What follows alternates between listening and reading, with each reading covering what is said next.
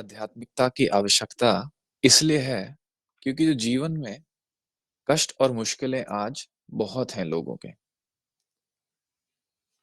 और वो सब समाप्त हो सकती हैं आध्यात्मिक ज्ञान के द्वारा, जो कि हमें सिखाता है कि निस्वार्थ भाव क्या है, जिससे कि हम निस्वार्थ सेवा में अपना जीवन लगा सकते हैं। प्रकृति के नियम क्या हैं, जैसे कि कारण और प्रभाव, जीवन का उद्देश्य क्या है, योग क्या है, ध्यान क्या है, धर्म और स्वधर्म क्या है, द्वैत अद्वैत क्या है, अलगपन और एकता क्या है। हम सब आध्यात्मिक जीव ही हैं जो कि एक भौतिक अनुभव ले रहे हैं शरीर व मन का। कैसे?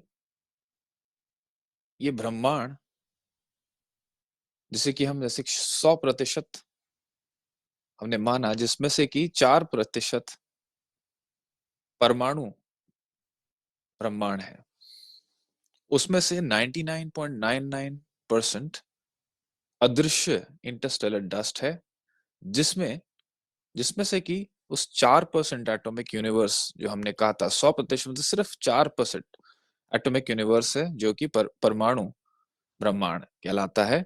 उसमें से सिर्फ 0.01 यूनिवर्स जो है वो हमें दिखाई देने वाला परमाणु ब्रह्मांड है, और बाकी सब हमारा वो डार्क एनर्जी है, जिसको साइंटिस्ट कहते हैं डार्क एनर्जी, एम्प्टी स्पेस, जो कि डिवाइन मैग्नेटिज्म है। बल्कि उस डिवाइन मैग्नेटिज्म में ही हमारा परमाणु ब्रह्मांड भी समाया हुआ है। तो इसका मतलब यही हुआ कि सब कुछ वो आध्यात्मिक शक्ति ही है, स्पिरिचुअल एनर्जी ही है, डिवाइन मैग्नेटिज्म ही है, जिसके अंदर ये भौतिक अनुभव होता है, जिसके अंदर ये परमाणु ब्रह्मांड है। तो आज बहुत आवश्यकता है आध्यात्मिक ज्ञान की, इसलिए भी क्योंकि हमारे स्कूल्स, कॉलेजेस, यूनिवर्सिटीज में कुछ भी आध्यात्मिक ज्ञान के ऊपर नहीं बताया जाता है, जिसके कारणवश लोग बहुत भौतिकवादी होते चले जाते हैं। तो इसी वजह से मनुष्य भावनाओं में खंडित होता चला जाता है। लालच, मोह, लोभ, क्रोध, अभिमान, दुविधा, ईर्ष्या, भय और तृष्णा की पकड़ उस पे बढ़ती जाती है, और इसी कारणवश वो बुरे कर्म भी करने लग जाता है,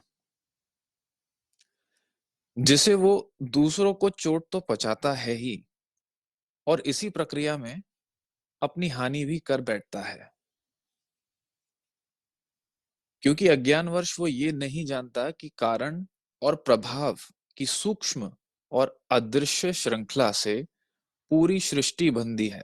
फिर से बोलूंगा इस चीज को, क्योंकि अज्ञानवश वो ये नहीं जानता कि कारण और प्रभाव की सूक्ष्म और अदृश्य श्रृंखला से पूरी सृष्टि बंधी है।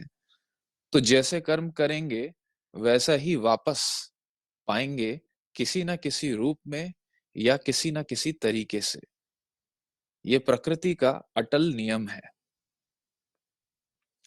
अकेडमिक या भौतिक ज्ञान के द्वारा इंसान अपने जीवन में सफलता पाता है, अपनी नौकरी में या किसी व्यवसाय में।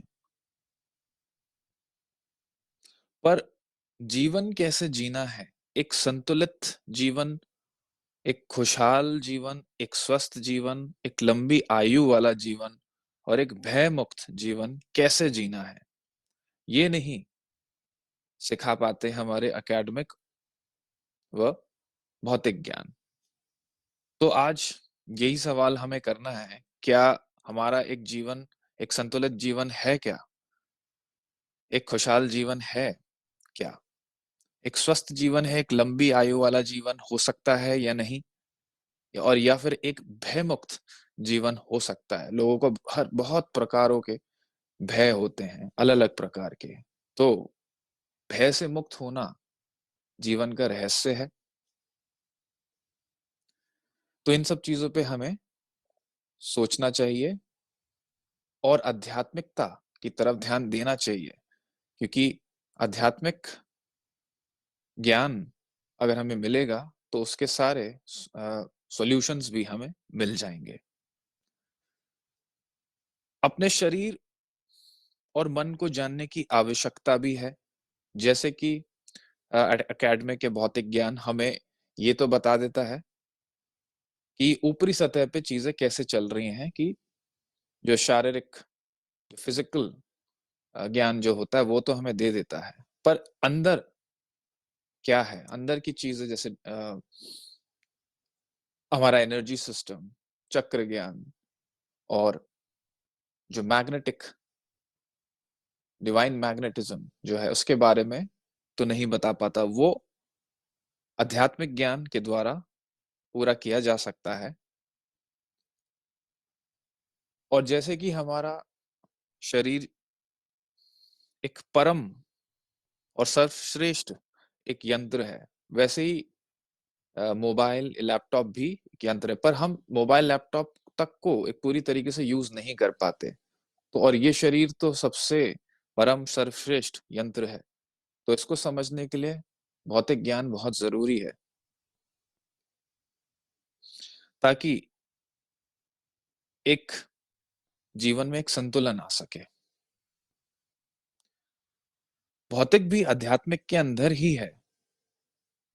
भौतिक जीवन को किस तरीके से जीना है, कैसे सही तरीके से जीना है, वो आध्यात्मिक ज्ञान सिखाता है।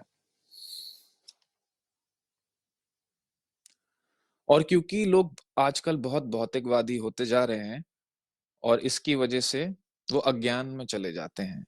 और अगर किसी भी चीज़ के बारे में हमें ज्ञान ना हो या पूरा ज्ञान ना हो, तो उस चीज़ को हम अच्छे से नहीं कर पाएँगे।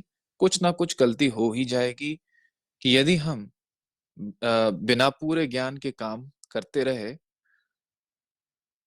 तो मुश्किल भी बढ़ सकता है, क्योंकि अगर पूरा ज्ञान नहीं है, तो मुश्किलें भी बढ़ सकती हैं, जिसके कारण दूसरों को भी मुश्किल या हानि पहुँच सकती है। और ज्ञान ना होने को अज्ञान कहते हैं, जैसे कि हम सब जानते हैं। और अज्ञान ही दुःख, भ्रम, चिंता को जन्म देता है। लोभ, क्रोध, अभिमान, दुविधा, ईर्ष्या, भय इसी अज्ञान की ही संतान है। माया का खेल विपरीत का है, दो रूपों का है। मध्य में ही रहो, ना शरीर को सुखाओ, ना ही उसकी वासनाओं को ज्यादा चारा खिलाओ। मध्य में ही केंद्रित रहो। वेदात्री महर्षि ने भी कुछ प्रिंसिपल्स हमें दिए थे। एक सुखद, एक आरामदायक और एक शांतिपूर्ण जीवन जीने के लिए एक छोटा सा एक फॉर्मूला, एक प्रिंसिपल्स थे, जो कि उनका था लिमिट, मेजर एंड मेथड में। जो कि सीमा, लिमिट यानी सीमा, मेजर यानी माप के, और एक मेथड यानी एक तरीके से। अगर हम सीमा में, माप के और एक तरीके से चीजों को करेंगे और जिएंगे अपनी जिंदगी को, तो एक सुखद, आरामदायक और एक शांतिपूर्ण जीवन हम पा सकते हैं। जब हम माया के द्वैत रूप को पहचान लेते हैं, तब सब दुख, चिंता समाप्त होने लग जाती हैं।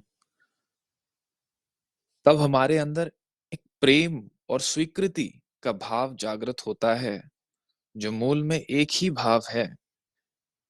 इस ज्ञान के बाद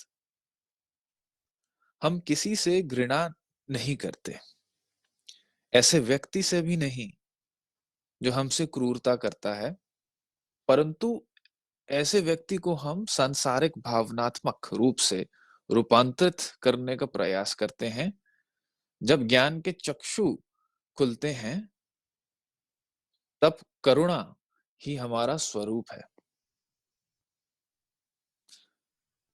मन में विचार भ्रांति पैदा करते हैं, बुद्धि ने सत्य को विषय और वस्तु में विभाजित कर दिया है, मैं और तुम में बांट दिया है, और इस विभाजन ने जीवन को समझने में भूल की, मनुष्य भावनाओं में बंधा खंडित होता गया है, और लालच, मोह, तृष्णा की पकड़ उस पे बढ़ती गई है।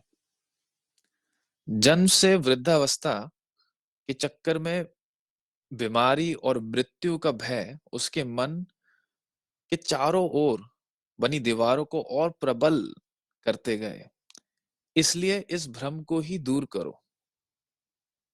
एक बार ये भ्रम टूट जाए तो जीवन कारावास में नहीं, स्वतंत्रता में जिया जा सकता है, शील, समाधि, प्रज्ञा से। और अंत में मैं और कुछ ये कहना चाहूंगा कि जिससे कि कुछ एक हमें अनुभव मिले अभी और इसी वक्त, इस आध्यात्मिक ज्ञान के द्वारा, कि हम सब कैसे उस आध्यात्मिक एकता में एक हैं। जैसे कि यहां से मैं शुरू करूंगा कि रोशनी आती है, रोशनी एक ऑब्जेक्ट पे पड़ के रिफ्लेक्ट बैक करके हमारे आंखों के द्वारा प्रवेश करती है और एक इमेज बनाती है, एक चित्र बनाती है हमारे बैक ऑफ द माइंड में, तो हमें दिखाई देता है। साउंड आता है हमारे कानों के द्वारा, वो इलेक्ट्रिकल इम्पल्सेस द्वारा हम उसे एक्सपीरियंस करते हैं अपने अंदर। हम किसी चीज को छूते हैं तो फिर से इलेक्ट्रिकल इम्पल्सेस द्वारा हमें अपने अंदर उस चीज का अनुभव होता है। तो इसका मतलब हमने सारी चीजें जो देखी, जो सुनी, जो महसूस करी, वो सब हमारे अंदर ही हमने महसूस किया। तो हमने एक दूसरे को देखा, अनुभव किया पूरी तरीके से, ये सारा अनुभव हमारे अंदर ही हुआ, हमारी चेतना में।